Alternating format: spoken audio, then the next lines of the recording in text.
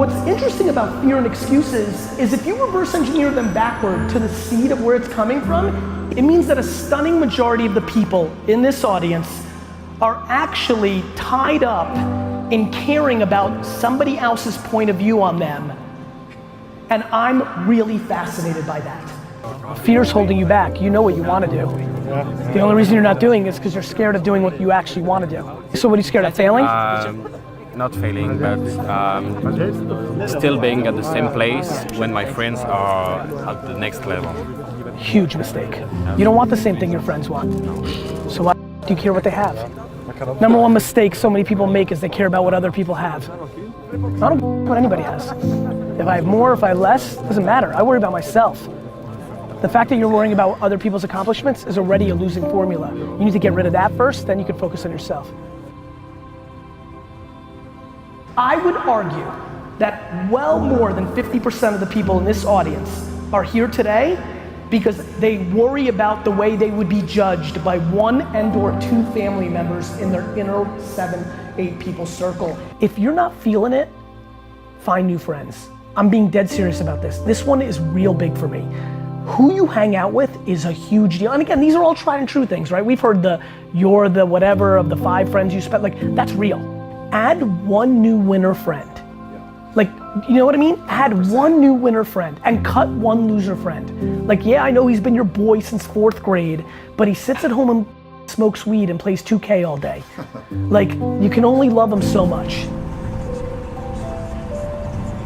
And to me, that is the most fascinating thing that's happening as I'm going through my journey, which is, oh, the reason I am capable and have the luxury of standing up here is that my parents parented me in a way that gave me so much self-esteem while respect.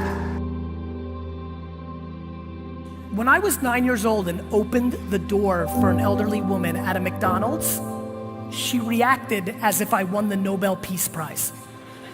Good mom.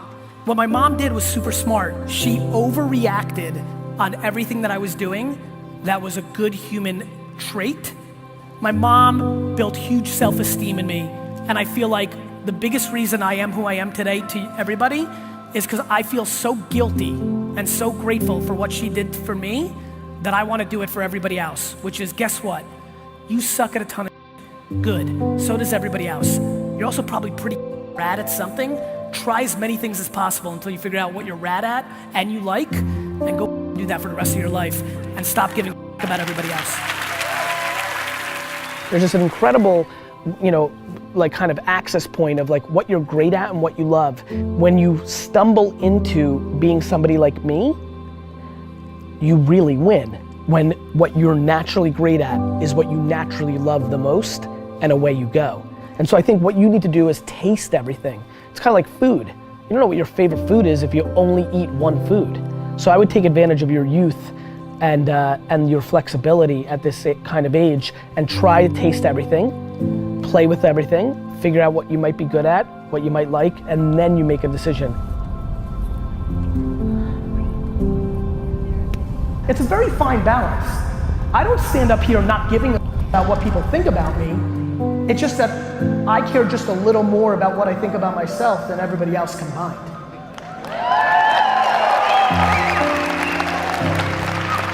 And I just think a lot of people are crippled by going on the offense because we are sold defense. We are sold defense. We just are. Offense is always the best defense. Offense always solves problems as long as your defense is not a complete disaster. So I just think offense is a very good mentality. There is a trigger mindset. I'm always trying to stay on offense. I always say I hear from everybody who wins. I think the fear of losing trumps the excitement of victory for so many people. I think people are so scared. Nobody wants the rejection. Nobody wants to lose. So I understand the philosophy. I understand that string of DNA that doesn't want to make you lose. But I'm so desperate to figure out how to convince people that there is no loss in going for it. That, yeah, you might get made fun of and you might have it in your own mind, but trying to figure out how to make people drop that fear of going and building a business for themselves in 2012, trying to figure out how to make a video or give a talk or send a tweet or write a book, just something that makes people understand that executing the way it always is going to lead you to a place where you're not going to win. Life's funny, bro. And I think that a lot of people are sitting here for another reason in those two: fear, judgment of others. And this one's I'm obsessed with if you're following me. And I just think most of you lack patience. I tell these 23-year-olds, 26-year-olds all the time to be patient because they should. How old are you? 44. Think of, I'm 40. Do you know how young we feel? It's, when you were 26, did you ever think that this is what 44 felt like? No. You thought that that was finished? Yeah. Like, you think a 40-year-old, like, when I was 25 years old, I thought a 40-year-old was finished. I don't even feel like I'm starting. It's a balance of regret and patience. Like, you can go hard on for 3 years, do nothing right, wake up, and be young. You should really go to a retirement home one day and volunteer and just talk to them. It will make you want to do every minute of your life, because when you see regret in a man's eyes, it's painful because you can't do about it. When you're 90 and you're not mobile and you're tired and it's over, you can't do it. You can't do it. You can't build that company you wanted. You can't spend that time with your kid. It's regret. And it drives the shit out of me. I think that patience has been the disproportionate component of my success. So what should we do, Gary Vee? Let's wrap this up. Yeah, what should we wrap it do? What should people do? People should stop complaining. Right. People should figure out who they are. Good call. People should not listen to America propaganda of fixing the they suck at. They should be tripling down at what they're good at. They should be competent in certain areas, but you're not gonna become Beyonce, or like your bone structure is a certain way. Like, you're not gonna solve everything. Your IQ can get a little bit better, but don't worry about the incremental. Figure out what puts you on fire and you're halfway decent at. If you're lucky enough right now to be listening and you're good at what you like, become tunnel vision.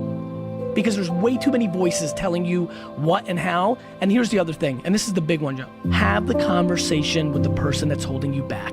The reason most people who are listening right now are not doing that thing is they're worried about the opinion of somebody, usually their mother, usually their father.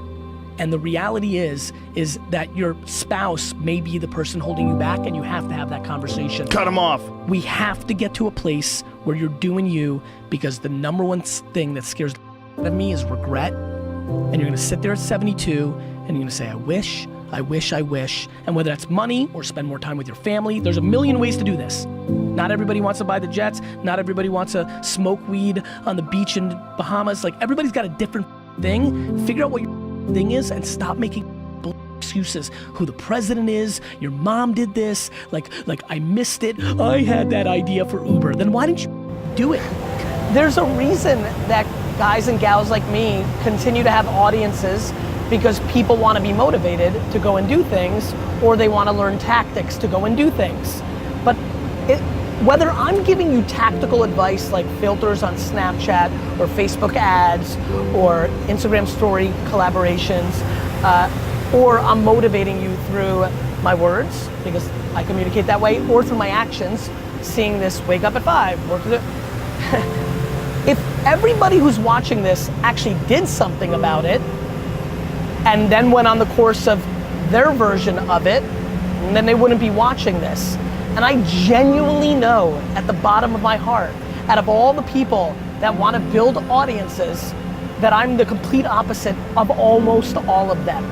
Because 99% of people that produce content like this and are out there like I am, the business of being that is what they are. I have businesses. I have Wine Library and VaynerMedia. I don't need your 14 bucks for my book, or to be in my course, or this and that. So I don't need to monetize you. So I then genuinely want you to never watch me again. The problem is, every time you guys are posting, do you know how many times I see on my Instagram, oh, I needed this today? And do you know how many times I see that person 9 months later still hanging around? If you needed it, then take it and do something about it.